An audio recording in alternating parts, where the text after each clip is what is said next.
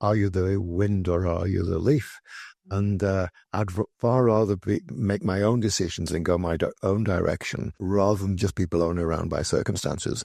Welcome to Island Influencers, where we share stories of successful business owners, experienced professionals, entrepreneurs, and community leaders based or with influence in the Isle of Man. This podcast is brought to you by Thornton Chartered Financial Planners, because great financial planning has the power to change your life. Now here's your host, Sharon Sutton. This week, my island influencer is John Webster, chairman of the Manx Technology Group. From growing up in Liverpool and spending summers on the Isle of Man, he became an economist, an entrepreneur, and an influential figure in both public and private sectors. And his life story is packed with insights and inspiration. John has played a pivotal role in the Isle of Man's economic development, helping to lay the foundations of its finance sector in the 70s and 1980s. He later transitioned into the private sector, where he co-founded successful businesses like WebTech and the Manx Technology Group. All the while, he was significantly contributing to the community through his work on the Island Games Association and the Chamber of Commerce. John's personal philosophy and business advice add a practical and inspiring dimension to this episode as he shares his views on the Isle of Man's future, what keeps him grounded, and much more. With wisdom, humility, humour, and a focus on quality over quantity, John offers a perspective that is both thought-provoking and uplifting, rooted in his deep love for the Isle of Man. So let's get chatting. Without further ado, here's John Webster in episode 122 of Island Influencers. Well, it's a great pleasure for me to invite John Webster into the Island Influencers studio. Thank you so much, John, for coming to talk. I've been looking forward to our conversation for a while. So Thank you very much, Sharon. no, it's a real pleasure. Now, for the benefit of our listeners, I would like you, John, if it's all right with you, just to let's establish for those of you who I can't imagine who they would be who haven't heard of you, but just for the benefit of those who haven't, how did you end up being in the Isle of Man in the first place? Because you're not originally from the Isle of Man. I'll start off by giving too much information. I was actually conceived on the Isle of Man. Oh, right. And brought up just outside Liverpool, a place called Highton. Went to school in Prescott, but spent most of my holidays in the Isle of Man with my auntie. Yes. In Western Avenue in Ballabruey. Yeah. And every summer holidays, I used to work on the island when I was old enough. Yes, and you had quite an unusual job, didn't you, first off? Well, my first ever job was a lift boy, and I worked my way up, so to speak, and worked on the White City roller coaster. As a lift man? Oh, no. No, I was in charge of the roller coaster, and every morning our first job was to go round and check the rails, and it was a very shaky affair, literally. You're really dodgy. Yeah, well, I remember it being so rickety up there on Onken Head. Yeah. Well, one year I was in charge of it. Unfortunately, nothing happened, but it was good fun, you know. Oh, gosh. What age would you have been? I will have been about 17, I would guess, you know. Because the following year I worked on the buses, the road service buses, the town buses. Yeah. And did that for 5 years when I was a student. Amazing. You went to college, you went to university, didn't you? Yeah, I started off I went to a place called Sandhurst for officer cadets. Then I went to university and I became a lecturer in economics, and a job came over here. And with my strong connections, my Manx wife, it was an obvious choice, and I wanted to be a real economist, so that was an opportunity. Yeah. So why didn't you go back to the army? Because I found it boring. I joined for strange reasons. I went a long. You don't want me to tell you the long story, do you? Well, yes. Okay. When I was at school, I wasn't particularly the favourite of the teachers. So one lunchtime we had a few pints, and on the way back, Andy said, You went drinking at lunchtime? Well, what? School meals were awful. Oh, yeah, okay. Anyway, I went in. Over lunch, we were talking about what we would do when we would leave. And we had a long tradition of being teachers in my family because my grandmother was a teacher. Oh, really? Yeah. So I said I wouldn't mind being a teacher in the army because that seemed to combine everything. At that time of life, I wanted security, and the public sector seemed to offer that. Right. So I went into the Youth Employment Office and said, "Do you have any jobs as teachers in the army?" And they said, "No." Then he looked around and said, "Oh, you can be an apprentice plumber here." And I said, "No." So I forgot about it. Got back to school. 2 weeks later, Brigadier Walsh turned up and said, "Oh, you want to go into the army?" And I said, "No, thanks." That was a couple of weeks ago. And he said, "But you can go to Sandhurst and have a look around if you want." I said, "How much is that?"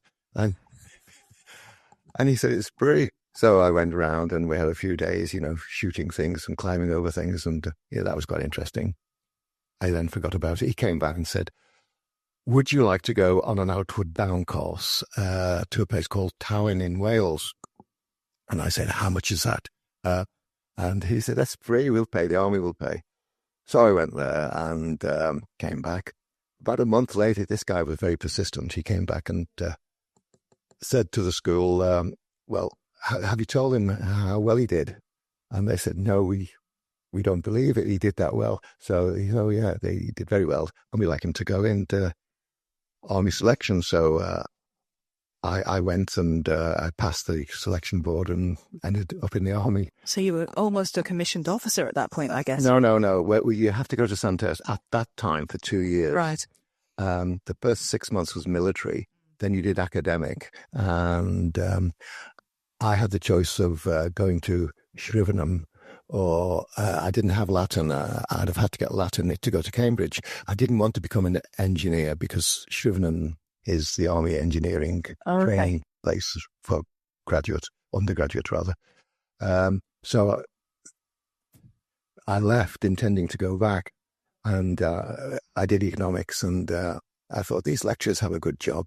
So I thought I'll become a lecturer. So I could lecture. You could have done any subject. What particularly attracted you to economics? I don't know really, to be honest. I didn't do it at school. I don't know. It just happened. And yeah. And then you became a lecturer after you left university. I think you did a PGCE, did you? Yeah, I did, yeah. Yep. And then what happened after that? You didn't go to the army. You decided to come over to the Isle of Man. No, I lectured for about 6 or 7 years. Yeah. And I was enjoying that very much. And a job came up, economic advisor, and I took it, and intending to go back into the academic world. Yeah. But I didn't. No. Well, it's when you came over, it seems to me, from what I can see, very fortuitous that you had an economics degree, because you were the economic advisor to the Isle of Man government from 1976 to 1987. Now, I've been in the finance sector now for 40 years because it started around about the time I left school. And that's kind of broadly where you were in office. And I was just wondering what paved the way for the finance sector to actually be in the way that we would know it, well, how it progressed and then how it is today. How it started, right. It started in the very early 60s, when the Isle of Man differentiated itself from the UK by removing surtax rather, and reducing the rate of income tax to 21.5%. And concurrent with that, there was a campaign to attract retired people. So during the 60s, there was a growth in the Isle of Man. Yes. Attracting retired people, which encouraged lawyers, accountants and bankers. Yeah. During the 70s, we capitalized on that and grew very rapidly, but in a very unstructured, unsupervised way. And inevitably, people were taking advantage of the Isle of Man. Right. Just as is happening now, to be honest. And it was in 1981, I think, that the collapse of the SIB, the Savings and Investment Bank, occurred. And that brought it home to people that we needed to have regulation. Right. As well as the development of the economy. So then we sort of took a step back and thought, what's necessary? And two things were necessary. One, get rid of some of the bad players but two, develop businesses which were compatible with the Isle of Man and which were acceptable in the world. Yeah. And that's what we did. Right. And who did you work on that strategy with? Who were the other players? Well, the current people were Bill Dawson was the treasurer. Robert Quayle was around at the time, and he was involved some of the time. And there was a Treasury Minister, and he wasn't a minister then, he was the chairman of the Finance Board, and the chairman of the council, not Council of Ministers, it was called the, I can't remember what the Council of Ministers was. Exco, that's right. Yeah. Yeah. So that was a group of 5 or 6 people, and we developed the strategy then. Yeah. Gosh. Well, thank you for doing that. It changed.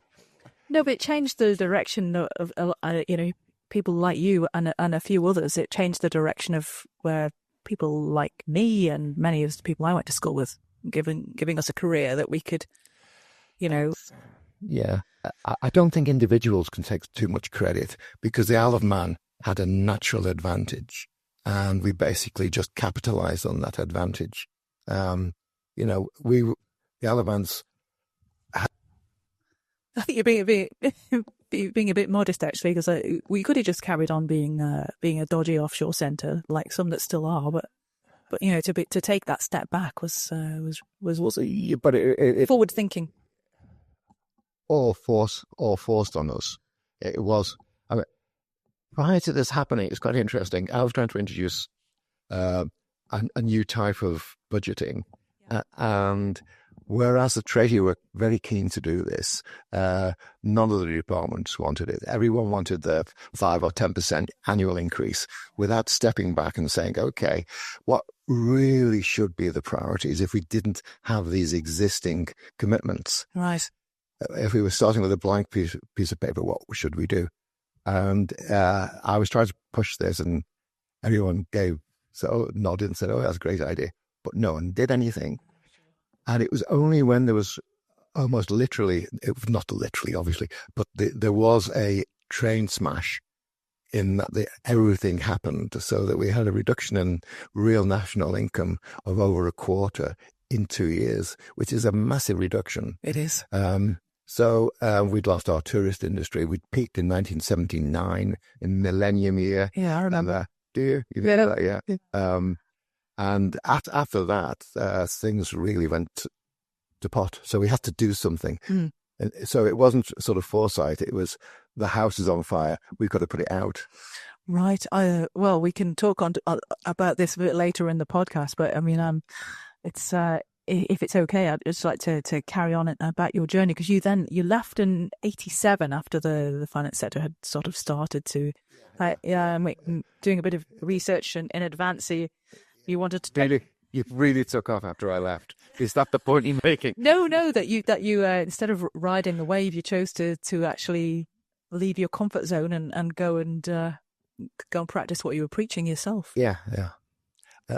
You want to know why? Yeah. Well, one was a personal reason. We had a child who we thought might need to have some money behind her. And so that was one reason. The other reason was I wanted to put into practice what I'd been preaching, because it's no good being an advisor and telling people what to do if you can't do it yourself. Yeah. So I wanted to test that out. And I think you did the same, didn't you? Yeah, well, I mean, yes, I think you do in the end, don't you? And I think you see that in today's politics, especially in the UK, where you've got so many career politicians who've never worked in private sector, and there's a big difference. There's a massive difference, yeah, to working for someone, to go and working for yourself, for sure. I remember talking to Charles Kane before. Charles and I got on quite well. Do you remember Charles Kane? I do remember Charles very well, yes. Yeah, a very bright guy, very nice guy. And I was talking to him about the difference between the public and private sector. And he said, well, the public sector, you have the certainty, and your main issue is that you've just got to follow procedure. The private sector, you have to identify opportunities and try and fulfill those potentials. Yeah. And you have very, very high highs and very, very low lows. Whereas in the public sector, you just go along at a steady level. Yeah. And that's absolutely true. You know, the peaks and troughs of the private sector are much greater than those in the public sector. No, for sure. So why don't you tell us about your time in the private sector? You're still riding a wave there. So, yeah, what did you do? Well, no one knew what an economist was, so I couldn't, except I more or less knew. So I couldn't put economist on the cup. I left with Uniol Ian Turnbull, who was a cyclist alongside yourself. He was a really nice man. And one of the points that it's worth stressing is the importance of having a good team behind you.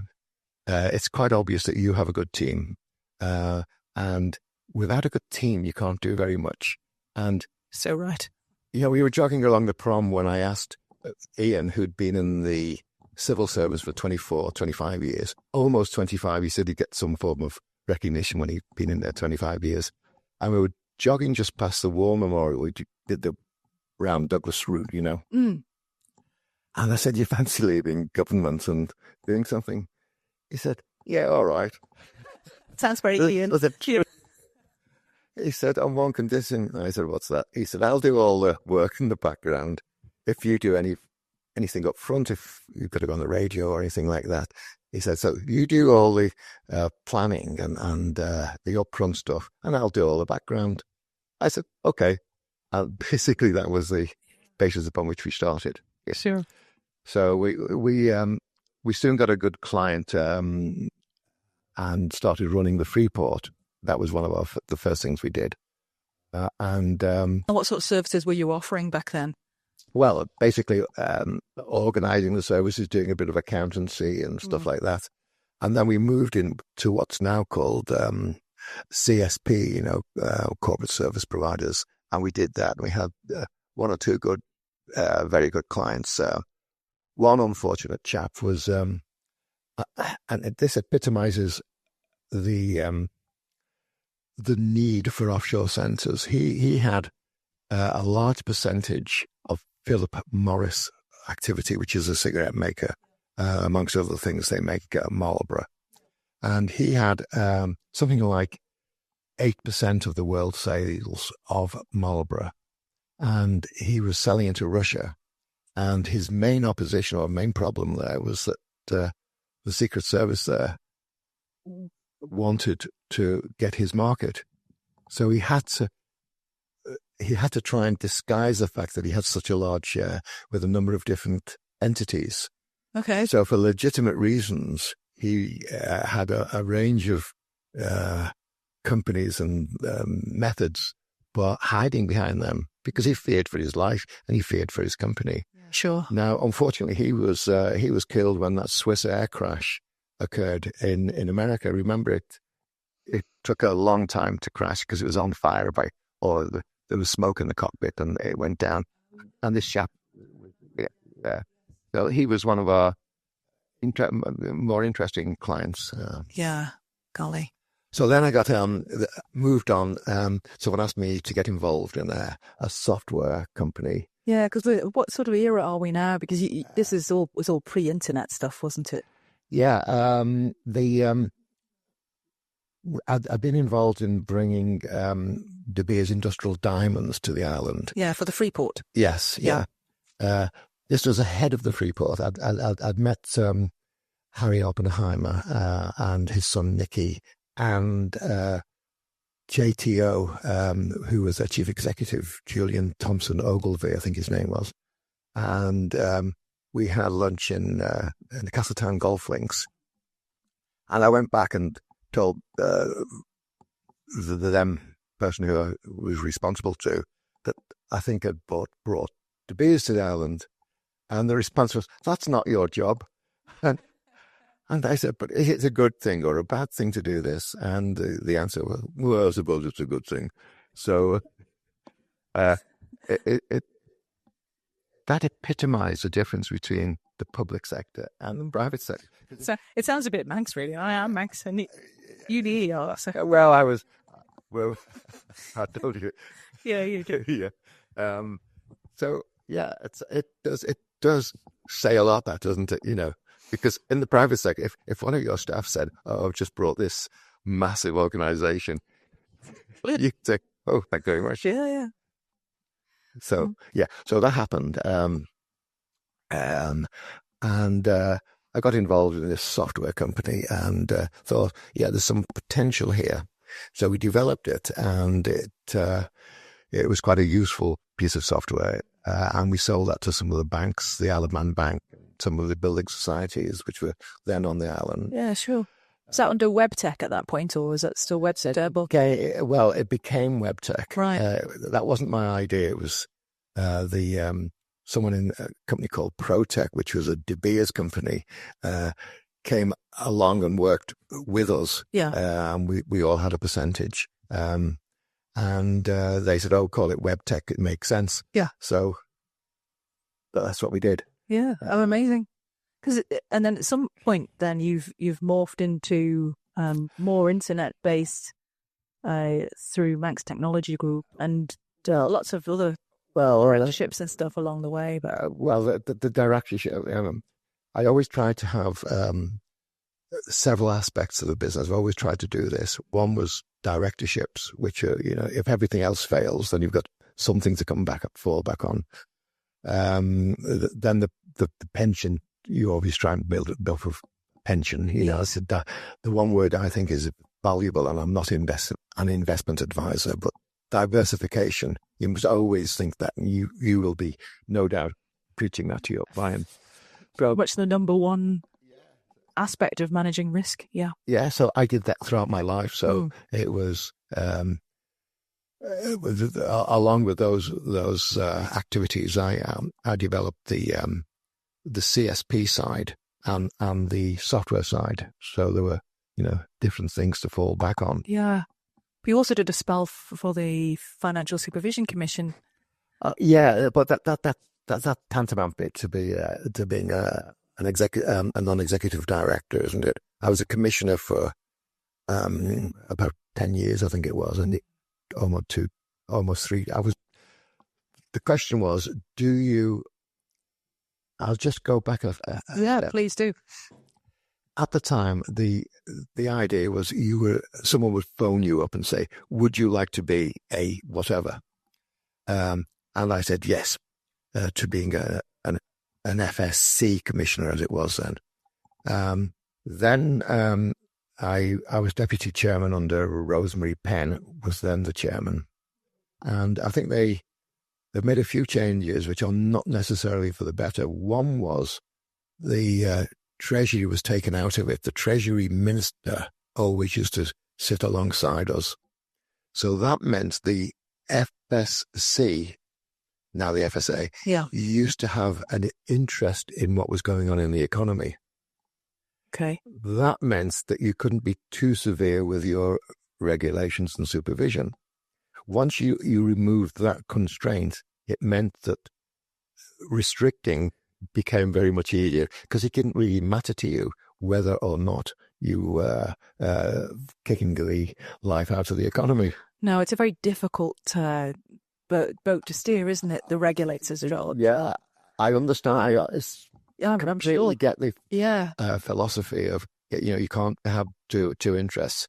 But I think in this particular case, you have to understand that the implications of being too restrictive in your regulatory activities, because anyone can say everything is risky and therefore do nothing. Yeah. Now that means we've got nothing to eat at the end of the day. So there has to be that balance.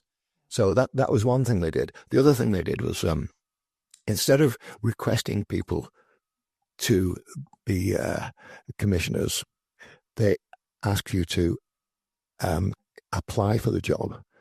Now, most people who are busy don't want to, you do this because you want to put something back into society. Right. Yeah. You're not going to make an application to do that. And I think I know 2 people, including myself, who said, well, I'm not going to apply for the job, but, so I stopped being a commissioner. Right. Interesting. Yeah, it is another way of looking at it. When I came to the island, being a politician was basically voluntary. And so you got people like J.D. Bolton, who was one of the architects, and Clifford Irving, another architect of the current economy. They were in business and they understood business. Now a lot of the politicians, that is their career. Yeah. And they don't really understand business. And I think that's a problem. Yeah. Maybe.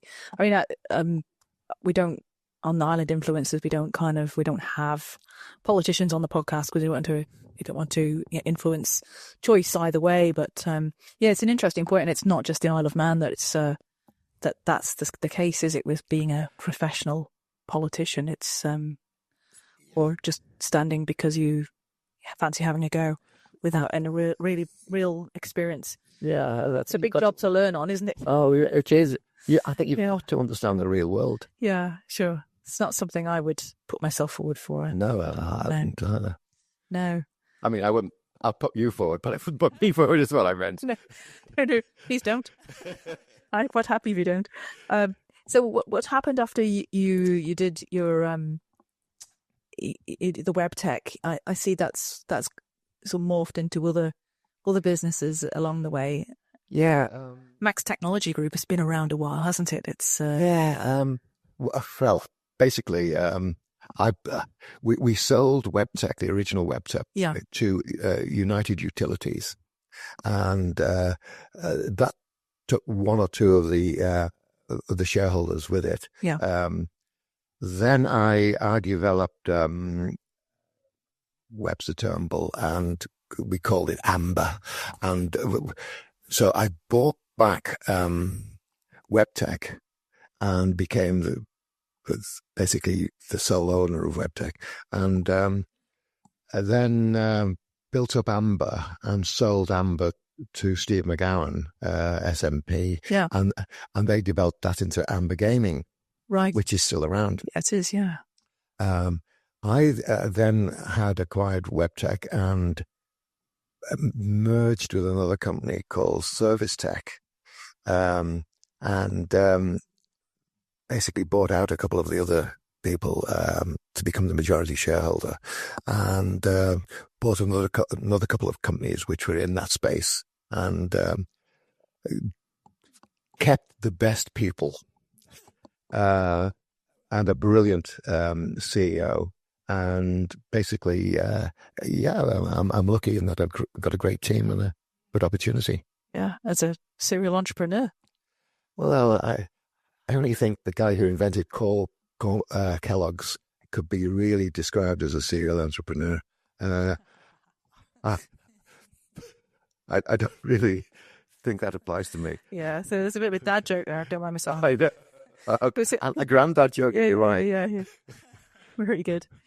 Well, and I'm sure we'll come back over your career, which is it's varied and wide, and you know, if you don't mind, I'd really like to touch on some of the voluntary things that you've done as well, because that's where you and I first met. So what's you've been involved in the Chamber of Commerce, I note, and Island Games. I mean, what was that a deliberate strategy on your part to or was it just something you struggle saying no with? Can I, at this point, disabuse you of the fact of the belief that anything in my life was organised or was part of a deliberate strategy? No, I think the chamber thing, as more or less as soon as I left government, someone came, so will you come into the Chamber of Commerce? So I said, yeah, that sounds like a good idea to meet people, etc. Yeah. So I did that, and I became president. I was president for 3 years because the chap who was the previous president retired earlier. He went to Spain, didn't do his 2 years, so I did 3 years as president of the. Bit of good continuity for you. Yeah.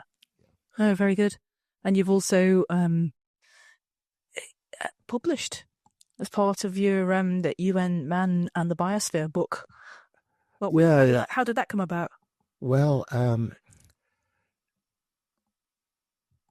someone from the Isles asked me to go and do some work for them, And basically they wanted to know how they should position themselves with regard to the EU and Finland, because they were looking at that at that time. Sure. So the Northern Isles has a very interesting history but they are Swedish by inclination. But the League of Nations after the First World War said they should be part of Finland, but they were allowed to speak Swedish. Quite a complicated Yeah, situation. you'd have known them through the Island Games Association, I guess. Or... No. This was well before that. Right, okay. Yeah. So I said, okay. So I did a study for them, and I remember it was on the radio, actually, that when I was talking about my findings, and I said, your problem isn't the EU, it's Finland. They are the problem for you. And people stood up and started shouting, "Fry Ireland." And I said, what have I said? They said, oh, you just said exactly the right thing, because there's been an undercurrent that's the problem, and you put your finger on it. So when I went into the restaurants after that, people were standing up and clapping. It was quite embarrassing, really. So anyway, as a result of that, someone who was on the Parliament in Ireland said, would I go on and visit an island in just off what was then Yugoslavia, which had been attacked by a long time ago. They used to grow grapes, and they'd suffered something, I think it's called phylloxera, which destroys the grapes. It's like a fungus, I think. And they wanted to regenerate this. So I went to a place called Marley-Lishin, which is another island, and we went by boat to see this uninhabited island. And we were planning to do that. And at that stage, they said, would I be vice president of their small islands of the United Nations? Yeah. So I did that, and we were working on this small island. And then the war broke out in Yugoslavia, and that was the first time I heard of the atrocities, because some of the people were coming in crying because their relatives had been involved, and so that was quite traumatic. I'm sure. So we didn't go ahead with that development of the island. But then I went to Sicily to do a conference with the United Nations, and got further involved there. And I think that's where that book that you mentioned came from. When was it sort of? Sometime in the 90s, I think. It was. And was that would have led on to the Isle of Man's status? No, nothing to do with it. No, really? I've absolutely no. I'd love to be able to claim that it was. That's all right. So I can scratch that as well. No, wasn't me. I mean, you'll have read it. No. But this was completely separate. Yeah. And it was quite interesting. And the book, I've still got a copy of it.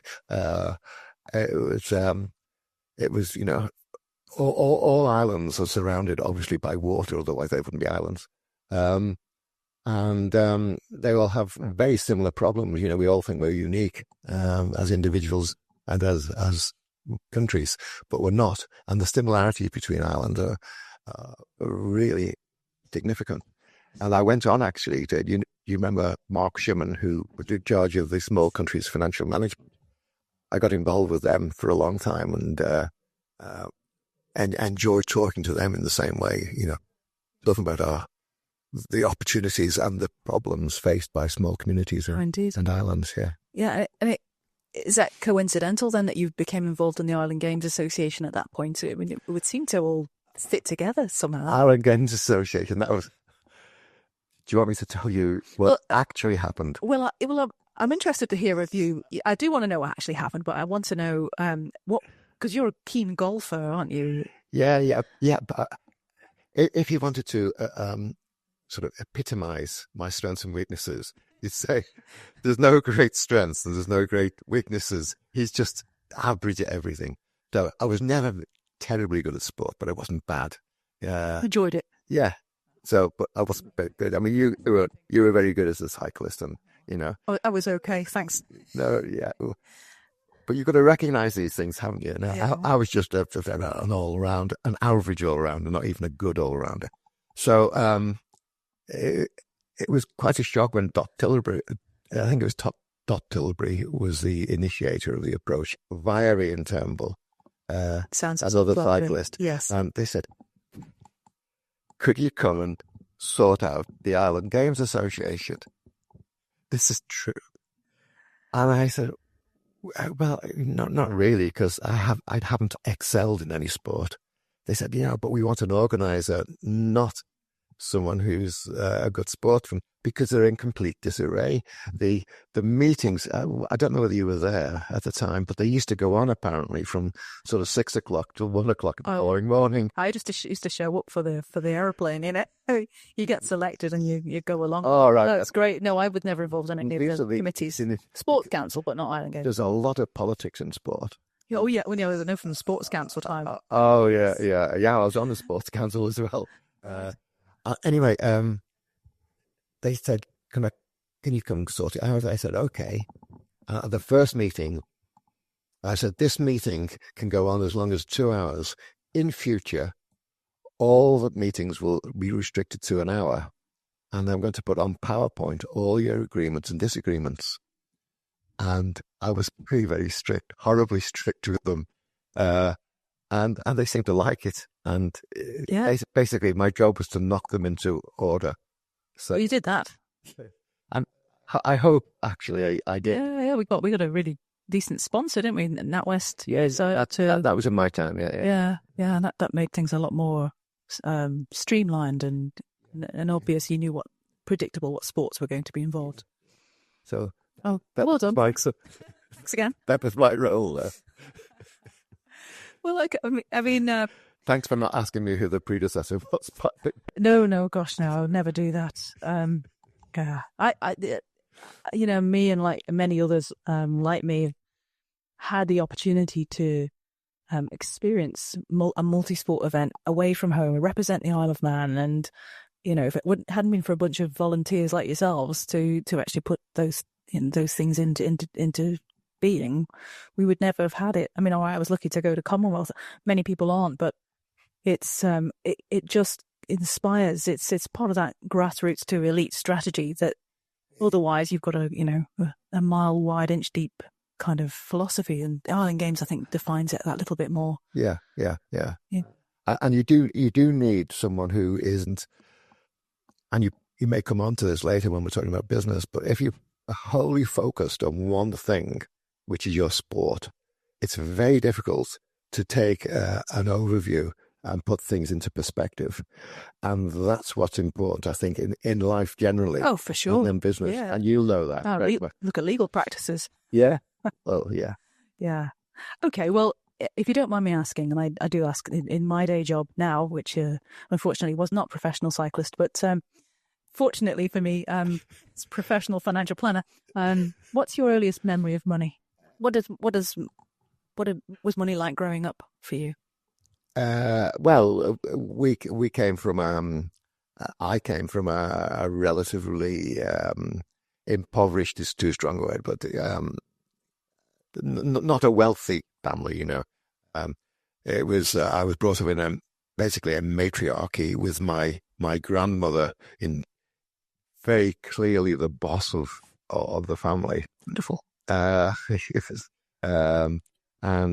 she had 8 children, and the boys were in her thrall and used to bring her sort of a piece of fish when they visited, and in a way I thought it was very nice, but at the same time I didn't like to see the weakness in the men, because I'm not saying men should be strong and women weak. I'm saying that everyone should be able to basically stand up for themselves and work out what they want in life and try and follow it. Yeah, absolutely. So I was brought up in this rather interesting environment, which I guess made me think, well, one of my favorite expressions is, are you the wind or are you the leaf? And I'd far rather make my own decisions and go my own direction rather than just be blown around by circumstances. And this is something I try and inculcate into my kids. Yeah. No, good. It's a good saying. I was going to ask you that. I don't need to now, but thanks. That's a really good quote. If you were brought up like that, would you say that that's how you shape your life today? Do you try and still be as, I don't know, frugal? And I mean, is frugal a word you would use about your upbringing, or? Yeah, absolutely. Turning lights off, and is that necessary? Stuff like this. It's a pretty good idea, okay? Especially with max utility bills, but yeah. Well, no, I've always, and it's the hatred of waste, I'm afraid, which is very difficult to get out to. Yeah. I don't think I'm mean, and I don't think people would accuse me of being mean. I mean, my wife's currently shopping out there with. Wonderful. She's fully in charge of all the finances. Yes. I'm not obsessed in any way. In fact, I don't really care about money. Seriously. No, that's good. I mean, it's a question we ask actually. Is what does being rich or wealthy mean to you? As you said, you to say that I'm rich. How would you describe that? If it's not about money.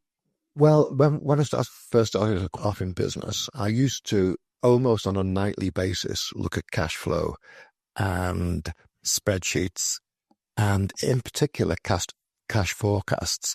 I'd work out where the future money was coming from and what our expenses were, and make sure that we were always solvent.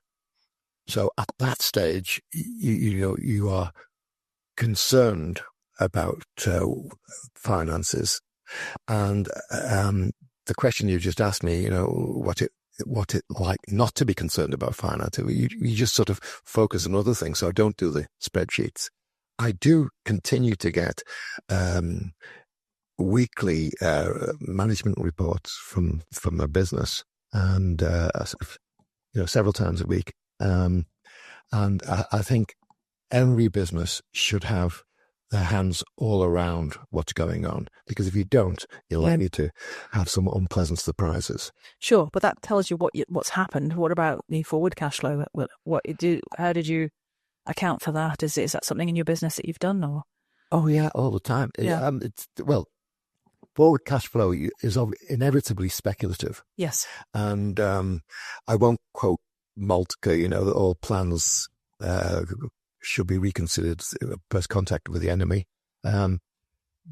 You say, this is what we think we're going to do. And then you do what seems to be sensible in the light of circumstances.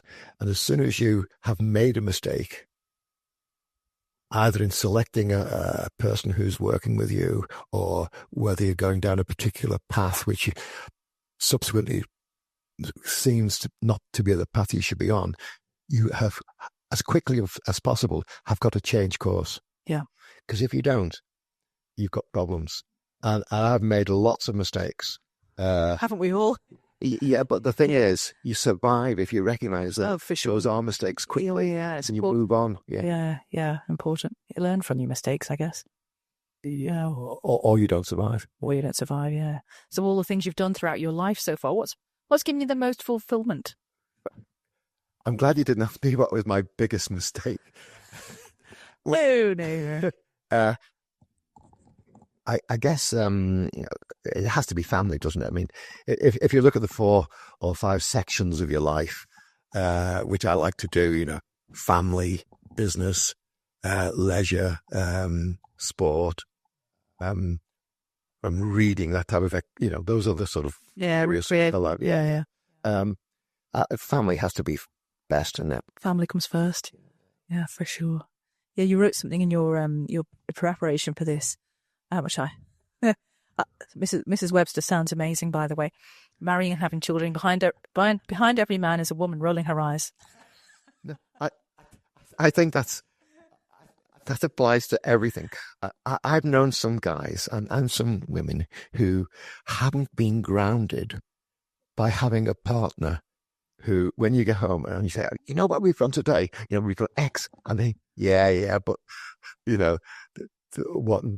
whatever happened, I've just spilled this, or the child's got flu, or whatever. they ground you. And I've known people who haven't been grounded and haven't realized that their place in the universe is pretty small. And, you've got to recognize that and be a bit humble about yourself. And if you haven't got that person who stops you going out of that humble zone, then you've got problems. No, for sure. Yeah. For sure. And so I'd be really interested in your answer to this. Any existing or aspiring business owner, entrepreneur, what would be your number one tip? I mean, you said something before about working with Ian Turnbull, who is just the sort of the right kind of guy, but... My number one tip, it would be not to have a number one tip. It would be to have a range, because one thing alone is no good in business. I've got some really good friends who've been very, very successful in businesses because they've been absolutely brilliant at something. I know a billionaire who lives on the island who's absolutely brilliant at biotech. I've got another one who's an engineer. Now, as I said earlier, I'm not a specialist. So you can't have one thing which is a tip for all businesses, because every business is different. And I say there are some sort of things which permeate most businesses, but the nature of entrepreneurs and businessmen and women is very diverse, very different. So I think the things which are necessary, and you're probably going to force me into saying a few things like this. Always remember P equals R minus C. Profit equals revenue minus cost. Because if you forget that, you've got problems. Yes, for sure. It's so easy to spend money, isn't it? Absolutely. And the number of companies, new startups in particular, who start off with their logo and this expenditure and I'm doing all of those nice to have things. You've got to work out who's going to put that pound in your pocket. Who's the final customer? Now, if you lose sight of that, you've got real problems, I think. Yeah. And how much it's going to cost to deliver it. Exactly. Sure. Yeah. That's what P equals R minus C. Both sides of the equation are very important, and you've got to keep reminding your staff. Yeah. I mean, I've got someone who's working for me now who's absolutely brilliant at this, and I'm really proud to say, proud is a word I don't like very much, but I'm pleased to say that the chief executive is a Manx-born person, non-graduate, who. And I say non-graduate because I think being a graduate is greatly overrated. And he is absolutely brilliant. He's good at hardware, software, networking and everything else, a nice person. He came to work for us when he was 15 and as a just trying work basically at web tech, and then went off, became chief executive at various other places, and we got him back, and he's brilliant. And our chief operating officer left school when she was 16 and came to us, and has been with us ever since, after a short period and working at the shop, I think. And she's brilliant. Yeah, wonderful. Sounds similar to my own company. Does it? Yeah, exactly. Nurturing your own staff. Yeah. Is you were asking me before about... Very determined. Yeah. And when people care about your business, it's wonderful, Yeah. Yeah. No, I agree. So having a good team is essential. Yeah. So have I answered that question satisfactorily? You've sent, yeah, absolutely, superbly. Yeah, I don't disagree with anything you just said there. And so if you could go back and give yourself, your 18-year-old self, some advice, what would it be? Oh, it's very difficult, because... Yeah, you wouldn't listen, would you? My 18-year-old daughter, they wouldn't have... Exactly. But you just got to enjoy your time. Having your carpe diem is always a good thing. You seize the day, enjoy life while you can. But you didn't go and do Latin, eh? Okay. No, I didn't. No, But how do you keep your life in balance? What do you do to relax?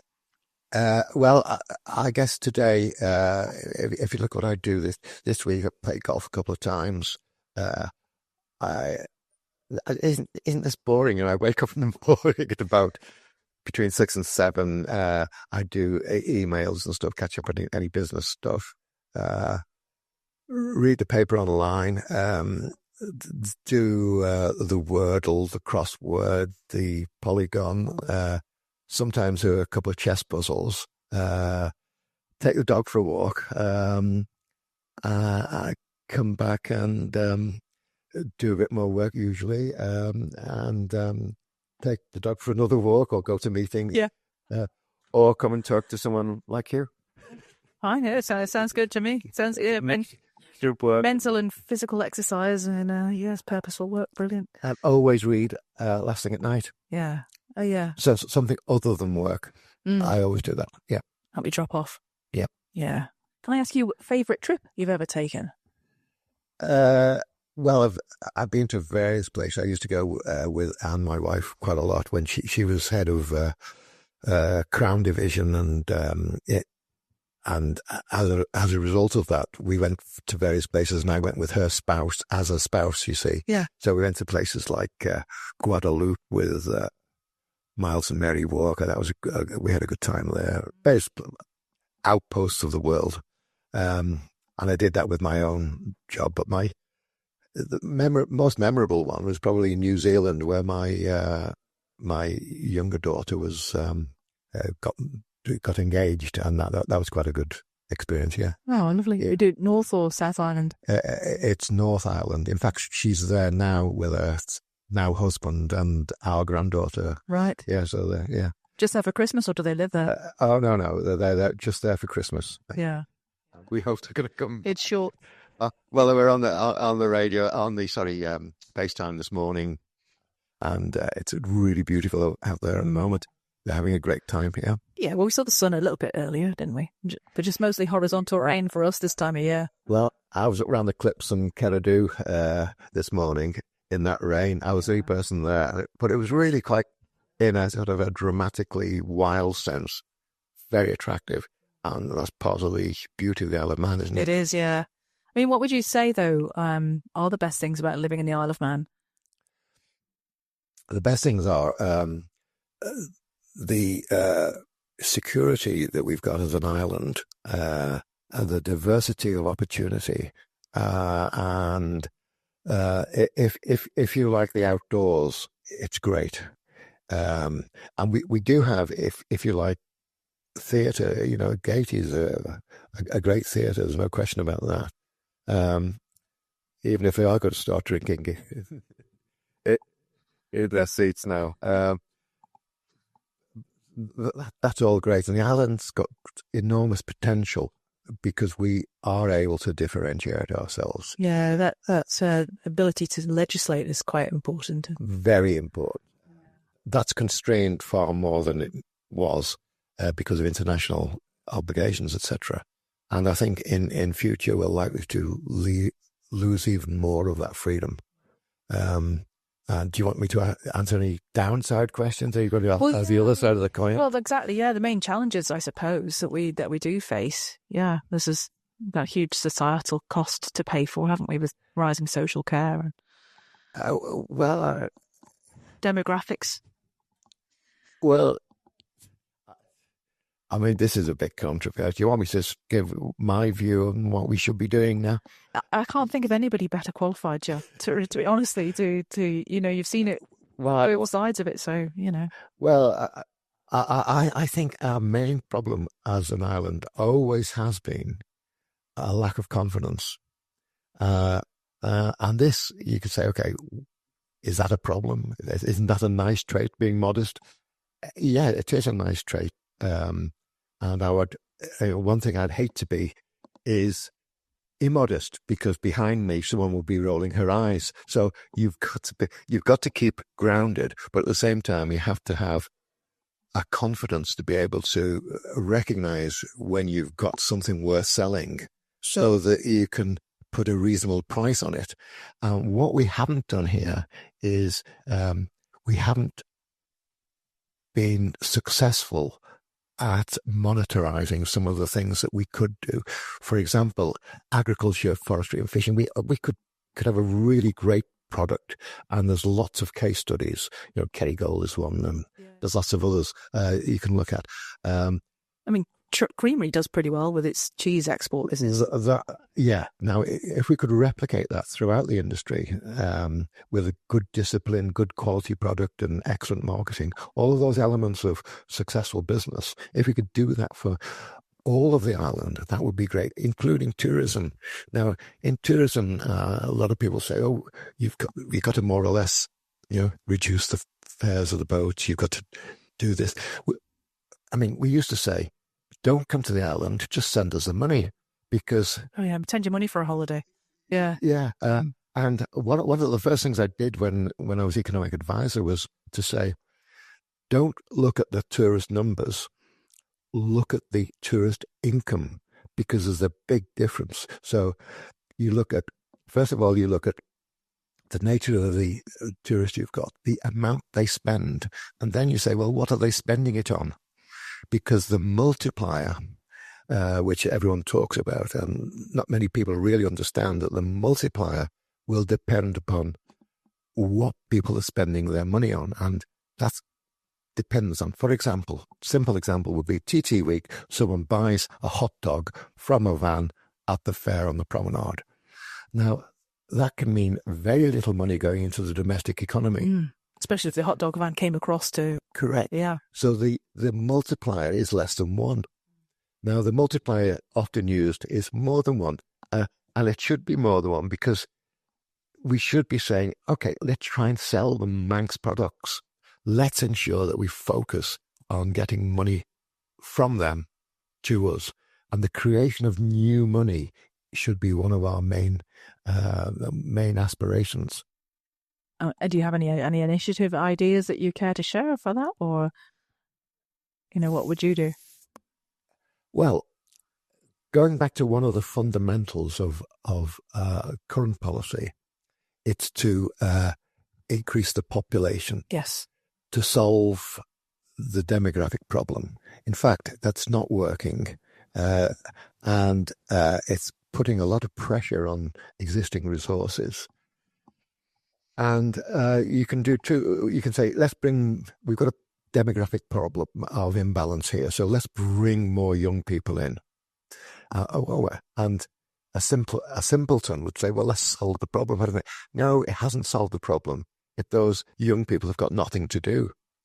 The better way to start is to say, let's make the Isle of Man more attractive for businesses and actually make it more difficult to come to the island. In other words, be selective, recognize that we've got something very good to sell, and the good thing we have to sell is security and a great place for a businessman to live. Yeah. So you say to businessmen, you can come here if you do the following. You create a business, you invest X amount of money. New Zealand, for example, if I went to New Zealand, I'd have to invest, or you would have to invest a lot of money. And you'd have to show yourself not to be an imposition on the health service. Yeah, same with the States, an investor visa. Most sensible places do. Yeah. The Isle of Man doesn't, because we haven't got the confidence to do that. We don't even impose the health charge, which the UK does, on new arrivals. That means that the productivity on the island is going to be very low, when we should be looking to increase productivity, to use AI, distance learning, telemedicine, and all of those things which can reduce the impact of an aging population, and increase the standard of living of the people already here. So, that's a brief summary of my philosophy, which is, instead of going for quantity, go for quality. No, I agree. It makes a lot of sense.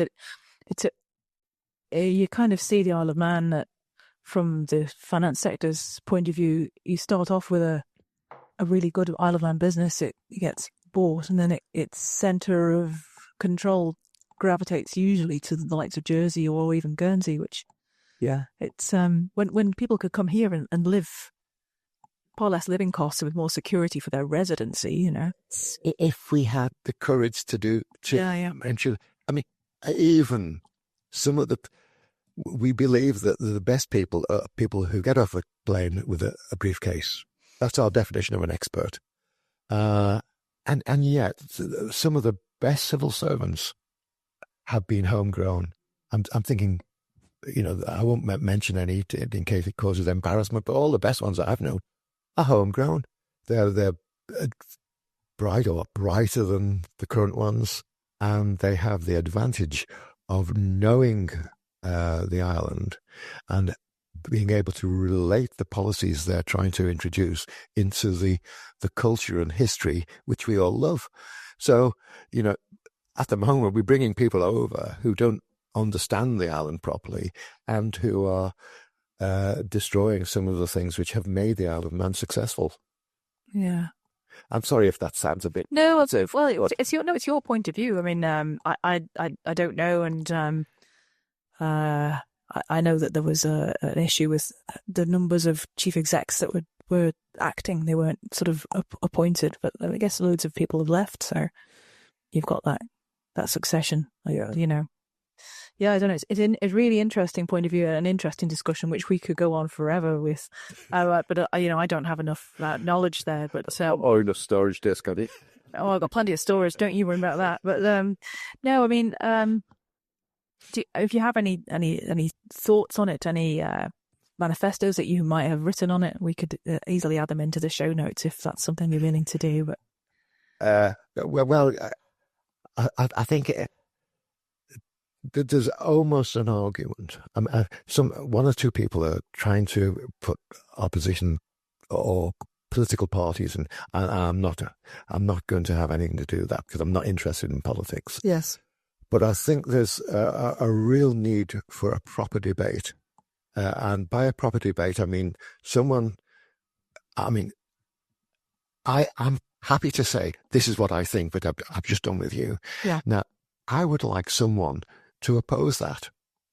And I'd happily say, oh, you've made a good point there. I hadn't thought of that, or respond to it. So we have a proper discussion, which never happens on the Isle of Man. I've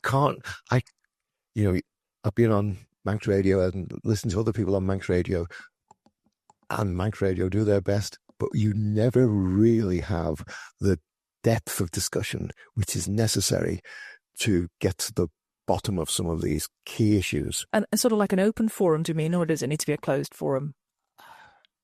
Either, I don't mind. Yeah, no anonymous contributions. No. Well, if someone's got something to say, they should have the courage to say it. They should, shouldn't they? Yeah. No, I agree. Yes, okay. Well, that's a really full and frank discussion, and I'm very grateful to you for that. I mean, and what have you, what's next? What's, for your, what have you got planned for you and your business? And going over the road to meet my wife. That's check what forward cash flow projections you need to make tonight. I haven't a clue what she spends, and I'm not interested. As I say, I'm genuinely, as long as we've got enough. Yes. And she tells me we have. I was genuinely not focused on money. No, but I guess you're going to carry on working with your team at Manx Technology Group in the future. Oh yeah. We've got a really interesting plans for growth. I think we are the top provider of managed IT services on the island, and we're getting really excellent reviews. We've just taken on a new, very big client who says, we've transformed their IT. Well, that's nice to hear, isn't it? And I think if you was to name some of the big companies on the island, we probably service them. Yeah. Oh, excellent. That's well. Good luck with that. And we've got an office in Scotland, so we're taking that through the UK and international. All right. Wow, that sounds amazing. So just to move on finally to a few fun questions, a bit more light-hearted. Any books you've read? that you'd recommend? Any books? No. Yes, no. Have you read it? Books do you recommend to our listeners, I should say? Things like that are a source of inspiration or a self-development, philosophy, that sort of thing. Okay, a great one for business. Understanding the current situation, the 2008 collapse, is Michael Lewis's The Big Short. That's a really good one. It is. It's a great. Have you read it? I've read the book and I've seen the movie. Yeah. Very, very good. I've not seen the movie, but I read the book. Yeah. He's written another one on Donald Trump. What was that called? The Fifth Risk. Oh, I must read that. Yeah, very good. That's good. Scary with what's coming in. You'll have read Black Box Thinking. Yeah, Josiah. Yes, excellent. Really good. And you'll have read The Chimp Paradox. I haven't. Steve Peters. No, I should have done, shouldn't I? Yeah, that's good, particularly with your sporting background. On the non-business front, I like George MacDonald Fraser's books. They're fun and there's a hint of history there. I like excellent Dickens books. Anton Meyer, Once an Eagle's an excellent book on the development of basically a soldier from the First World War right through to the Vietnam War. Wow. It's a fictional one, but it's very realistic. And every West Point cadet, West Point is the equivalent of Sandhurst, the American equivalent of Sandhurst, used to read that book, Once an Eagle. So I find it very good. I like reading a lot of recent history. Simon Scarrow has done an excellent one on on the life of Napoleon and Wellington. Right. So that's very good. Yeah. Okay. Thanks for that. We'll put some links in the show notes for our listeners. And 3 movies. You got that's some. You want 3 movies? Well, whatever. Very definite. Yeah. Have you watched the recent series Wolf Hall? That's not a movie. No, I haven't. It was Hilary Mantel. Hilary Mantel, who she died recently, didn't she? She's a great author. Yeah. This is really a superb production. I was a bit. Yeah, I've seen a lot of these historical ones. This is about Henry VIII, and I thought, but it's really brilliant. Damian Lewis is there, and what's his name? Michael Rylance, isn't it? Oh yes, I know. Brilliant. CFG. Yeah. Brilliant as Thomas Cromwell. Yeah. So that's really worth looking at. Okay. I like The Good, the Bad, and the Ugly, which is a superb book. Launched Clint Eastwood, did it? Yeah, one of his first. Lee Van Cleef. Yeah. Didn't launch him. I think he was in. It was already a Wagon Train. And his first one he did on his own was Play Misty for Me, I think. Oh, yeah. Yeah, that was good. What else? I like Tale of Two Cities very much. That's Dickens, is it? Yeah. And what else do I like? The Cruel Sea I liked. Cruel Sea. Okay. Well, I'd say approaching to Christmas, it's a good time to look some of these up. But this won't be going out until after Christmas, so fair enough. Well, look, apart from that, I'd just like to thank you again for coming along to record today. It's been a real pleasure for me, and we'll make sure we link up all the stuff that you've said in the show notes about books and Manx Technology Group. I'll put the link to the website. Yeah, yes, please. That's kind of you. Yeah, and thank you so much, and thanks for your help with the project, and let's hope something thank you, Sharon. comes from it. And I hope you get lots of visitors to these wonderful offices. Thanks so much. I didn't know we're located in such a nice environment.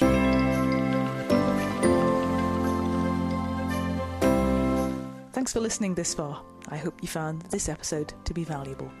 If so, I'd like to ask you for a small favour. Would you please go to Apple Podcasts and leave a 5-star review, because that's one of the best ways for others to find the series, and please send a link to the podcast to 3 friends or colleagues who know they'll find it helpful. That way, we can spread the word about how great a place the Isle of Man is to live and work, and help spread some positivity. Thanks again for tuning in and being part of our great community. I'll see you next time. Island Influencers is a fortnightly podcast. Make sure you don't miss the next episode by clicking the follow button on your podcast platform. A big thanks to the producer Catherine Watts from Social Cues and editor Martin Bamford at Bear Content, and thank you for listening.